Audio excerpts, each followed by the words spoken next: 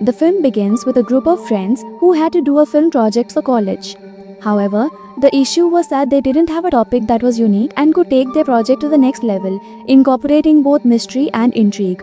Here, Alan takes them to his home to provide them with such an interesting idea, which was entirely decorated according to a theme. They were impressed as soon as they saw his house. Alan had a great interest in serial killers. He had put up pictures of serial killers there and many things related to serial killing. She talks about a serial killer who murdered 17,200 people here 5 years ago. He used to wear a loud mask on his face and was known as Mr. Creep. His terror spread so much in the city that people stopped leaving their homes. His method of killing was very different.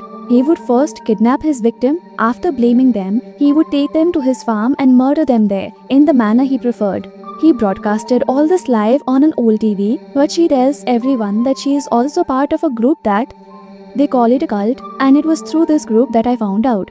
Mr. Creep is alive and his broadcasts are still live on old TVs and antennas. John dismissed this as nonsense, but everyone else found it intriguing.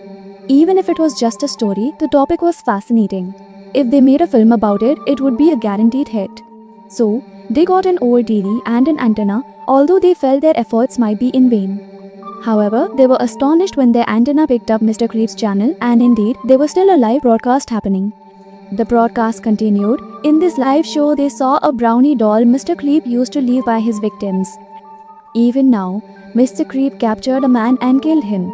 They grew more curious about researching Mr. Creep. Ellen shared some surprising news, revealing that the jail where Mr. Creep was held had caught fire one day, causing all the officers and even the prisoners to escape. Since then, the police station had been shut. However, the most intriguing part was that all the files and data remained there. The hope of finding Mr. Creep's file led them to the police station. Everyone was excited except John. John felt uneasy about it all. Unable to convince anyone of his concerns, he chose to stay outside while the others went in to search the district. Ellen was filming a documentary and shooting the whole station. Alan told everyone to search for the files while she went upstairs to check, feeling like something strange, maybe a shadow, was following her. She was scared but dismissed it as imagination and began checking the lockup. Inside, she found the same. She discovered numerous items that had been displayed during the broadcast. She commenced filming when, unexpectedly, she sensed something behind her, but upon turning, there was no one present. Upon turning back, she was astonished. Her doll had disappeared. She considered leaving, but in an instant, someone materialized. It was Mr. Creep who imprisoned her, leaving her utterly terrified. She screamed in sheer fear. Hearing her cries, her friends rushed to assist. They inquired about who had locked her in, but Ellen remained silent, simply frightened. Panicking, she said, "Come on, let's leave quickly." Just as she wished, Mr. Creep's doll appeared behind her mum, staring at them. It was causing a stir. "Leave here, or he'll come and get me." When they visited Alan's house, they asked who was after her. Alan honestly said Mr. Creep was, but no one believed her. John began to think Alan was hallucinating because he knew Mr. Creep well, and now she was getting more involved with him, so her mind started imagining Mr. Creep. They wanted more footage of Mr. Creep for their documentary. They also tried calling Alan, but she was missing and her phone was unreachable. She hadn't mentioned where she went. They played Mr. Creep's tape, which was a police interrogation. The police asked him, "Dingo White, you've killed 200 people. Where are their bodies? Please return them to their loved ones." But Mr. Creep refused. He said their bodies, souls, everything is mine. They'll stay with me. Why he killed them all.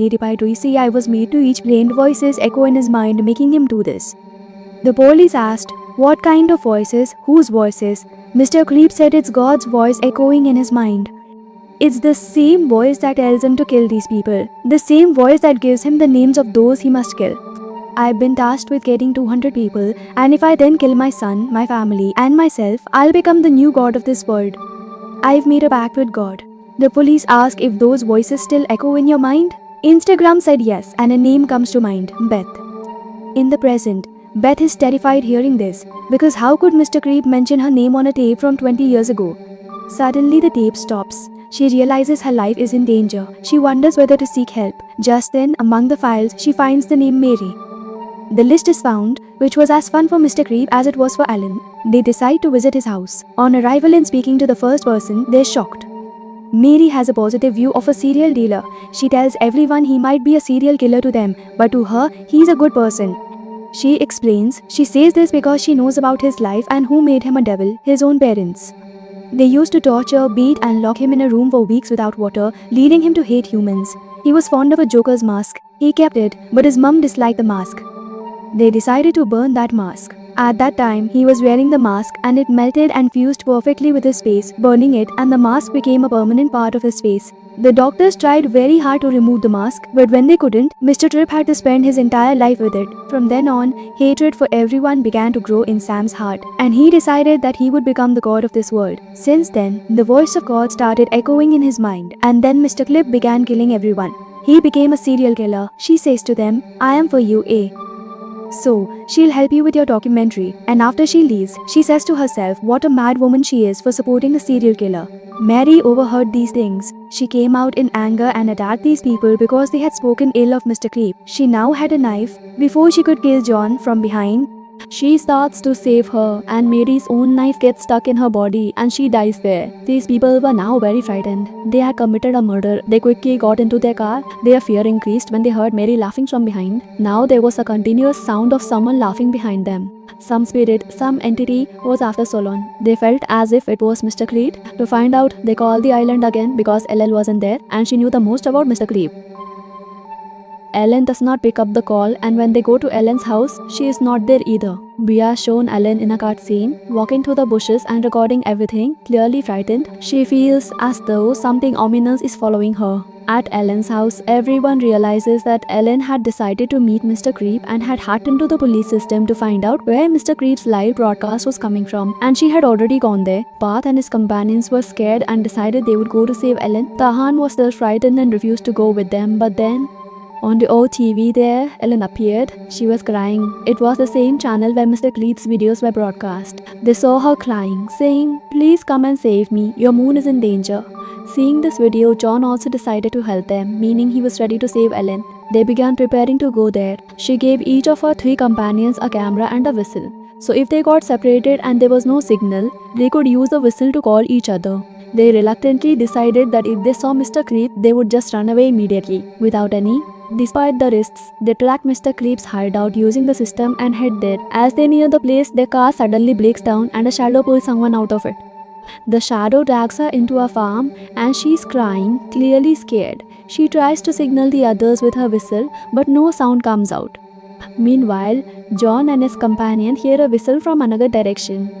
When they check, they find no one. As they return to the car, they're shocked to see it has vanished. They're now completely trapped. Again they hear a noise from behind. A sound was heard. As soon as he ran in the direction of the whistle, he didn't find Beth there, but rather his own car. He was surprised as to how his car ended up there. Quickly, he opened the door and sat inside, only to find Mr. Creep's doll placed inside, which frightened him. Then a shadow appeared and strangled him, killing him there. John's other companion and the first one met each other. He explained that John had gone out to look for him, but now he himself was lost. So the two of them decided to search for both Ellen and John. They reached the place from where Mr. Creep's videos were broadcasted. The king had. It felt as if a shadow had come behind them. Before the shadow could kill them, they saw Ellen. She had Mr. Creep's doll in her hand and was behaving as if someone had taken control of her. She quickly looked down at the statue, saw Beth, and then it was shown that a shadow sat and killed the other companion too, and she fainted. When she regained consciousness, she found herself in a coffin. Panicking with her deceased companion, she managed to get herself out of the coffin and started running. As she ran, she reached a cemetery which had many graves. She realized that Mr. Heat in India, he planned to kill and bury them all, watching it himself.